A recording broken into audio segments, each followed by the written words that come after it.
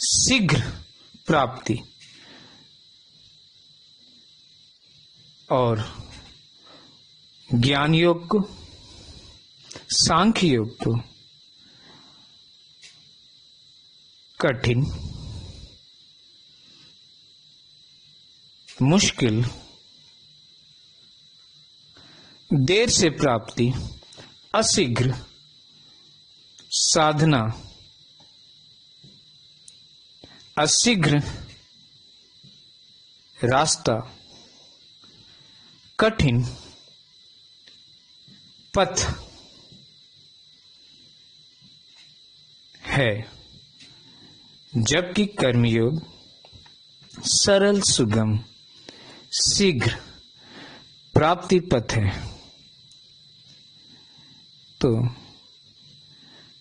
कर्मयोग इस भगवत गीता को कर्मयोग गीता भी संबोधित करते हैं। वो इसलिए श्री कृष्ण कर्मयोग को महत्व का विस्तार का फिर से प्रकट होना, जो अध्याय 4 के पहले, दूसरे और तीसरे श्लोक में अर्जुन को रहस्य के रूप में बताया कि इस रहस्य को जो बहुत सालों से लुप्त प्राय हो चुका था, उसे मैं फिर से इस गूढ़ रहस्य को प्रकट कर रहा हूं। इस गूढ़ रहस्य को अर्जुन तू सुन। भगवान को यह गूढ़ रहस्य को प्रकट करना था। इसलिए तो भगवान श्री कृष्ण अर्जुन को युद्ध के मैदान के मध्य में वहां ले जाके उनके रथ को खड़ा करते हैं, जहां गुरु द्रोणाचार्य, भीष्म पितामह और उनके कुल के वृद्ध लोग विराजमान थे। और उन्होंने संबोधन, पहला संबोधन श्रीमद् भगवद गीता का पहला संबोधन श्री कृष्ण का अध्याय 1 के 25वें श्लोक से 25th वर्स से आरंभ किया, जिसमें देख अर्जुन, इन कुरुओं को देख, इन कुरुओं को जो तेरे कुल के लोग हैं। कुरु, भगवान ने कुरु शब्द का प्रयोग किया। कुरु, कौरव नहीं, कुरु, क्योंकि अर्जुन पांडव के रूप में कुरु ही थे, कुरु वंशी ही थे। हजारों साल से उनके वंश चले आ रहे। तो कृष्ण ने कुरु शब्द का प्रयोग किया कि देख इन कुरुओं को, अर्थात देख अपने इन वंशियों को, देख अपने कुल अधिपतियों को, कि अर्जुन के मन में विषाद जागृत हो कि मैं किसको मारने आया हूं।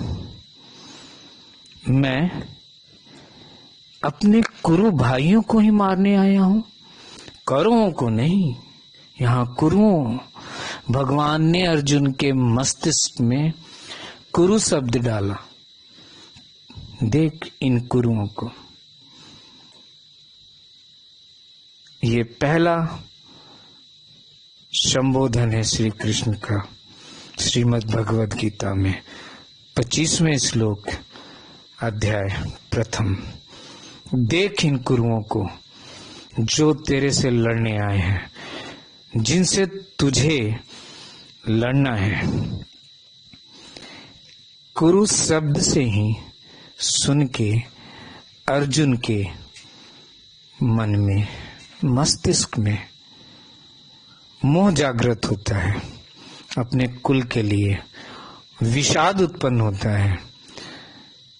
और ये विषाद श्री कृष्ण ने उत्पन्न करवाया कुरु कह के, कि श्री कृष्ण वो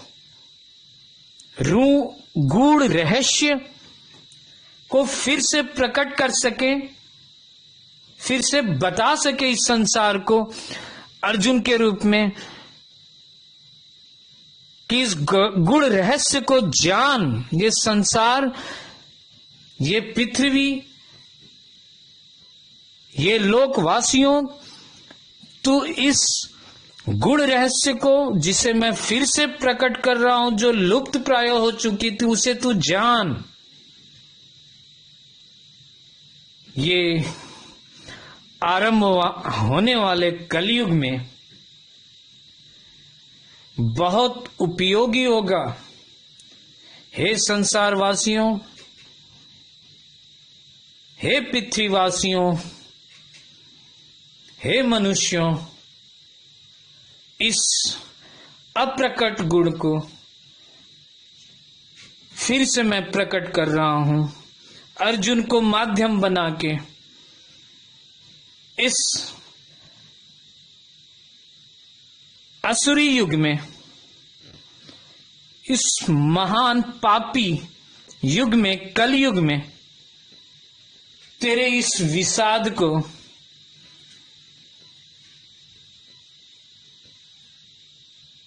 तेरे इस मनोविज्ञान को, तेरे इस मन को, मन के चिंता को, ये गूढ़ रहस्य नष्ट करेगा, सहायक होएगा। इस गूढ़ रहस्य को फिर से मैं प्रकट कर रहा हूं, क्योंकि तू मेरा सखा है, क्योंकि सारे मनुष्य मेरे अंशी हैं, सारे जीवात्मा मेरे अंशी हैं, सारे जीवात्मा के हृदय में मैं अंतर्यामी अंश के रूप में विराजमान हूं। अतः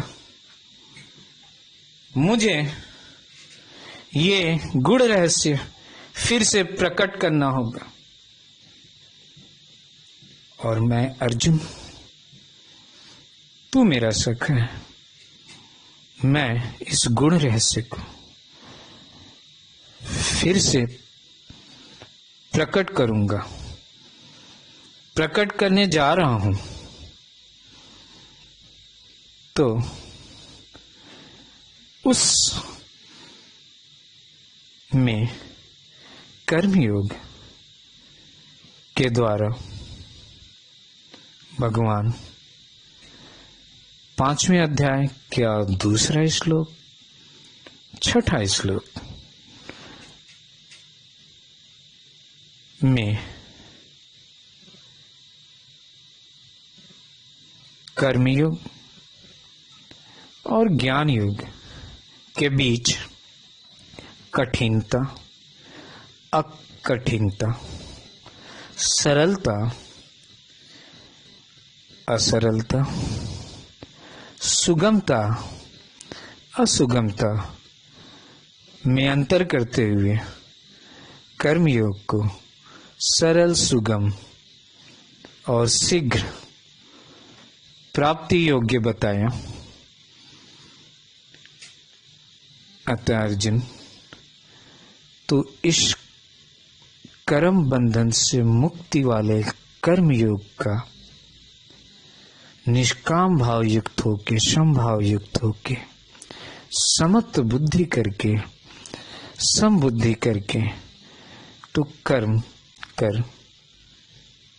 फल मेरे हाथ में है अर्जुन, फल मैं दूंगा। तेरा काम सिर्फ कर्म करने का, फल का नहीं, फल का विचार तक नहीं। कर्म कर, वर्तमान के झोली में डाल और आगे बढ़ जा। फल अभी मिले या मध्य में मिले या अंत काल में मैं दूं या पुनर्जन्म में दूं प्रारब्ध फल के रूप में, वो मैं देखूंगा, मुझे देना है। तू कर्म कर, वर्तमान के झोली में डाल, फल को मत देख, मत पलट, आगे बढ़ जा। सेवा किया, सेवा को झोली में डाल, सेवा का फल बिना देखे आगे बढ़ जा। तूने जो प्राप्त किया उसको यहीं सेवा में लगा दिया, आगे बढ़ जा। तू सुख दुख में,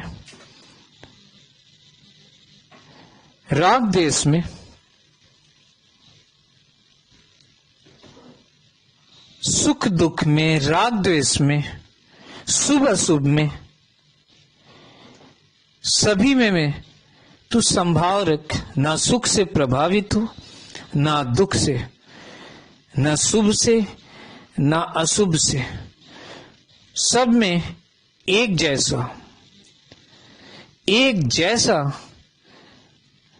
चित्त रख, एक जैसा चित्त, एक जैसा संभाव, बिना कोई प्रभाव के, अप्रभावित होके तू मध्य में खड़ा रहे। न दुख से दुखी, ना सुख से सुखी, और निष्काम भाव युक्त होके बिना फल के इच्छा के कर्म करके सेवा भाव से कर्म को वर्तमान के झोली में डाल, आगे बढ़ जा। फल मैं दूंगा, फल अभी दे सकता हूं, मध्य में, अंत काल में या पुनर्जन्म में। ये मेरे पे निर्भर है, मैं दूंगा फल, तू नहीं। कर्म कर, कर्ता बन, कर्तापन मत बन। तेरे में ये अभिमान भी थोड़ा सा भी, जरा सा भी, रत्ती मात्र में भी नहीं होनी कि तू कर्म किया। तूने इस कर्म को किया, ये अहंकार खत्म कर, मन को शुद्ध कर, बुद्धि से विवेक को जागृत कर, और विवेक से आत्मा और शरीर का अंतर समझ। शरीर और शरीरी क्या है इसको समझते हुए, जो विवेक से ही समझ सकता है उसको समझ के, कर्म करके, कर्ता होके, निष्काम भाव होके कर्म कर। फल मैं दूंगा। ये कर्म योग है। आज अध्याय 2 के 40वें श्लोक पे अंत होगा। फिर हम इसमें हमने 40वें श्लोक तक अध्याय 5 के 2 श्लोक, दूसरा और छठा, अध्याय 6 का 41वां और 45वां श्लोक को सम्मिलित किया, उदाहरण के रूप में, परिणीति के रूप में,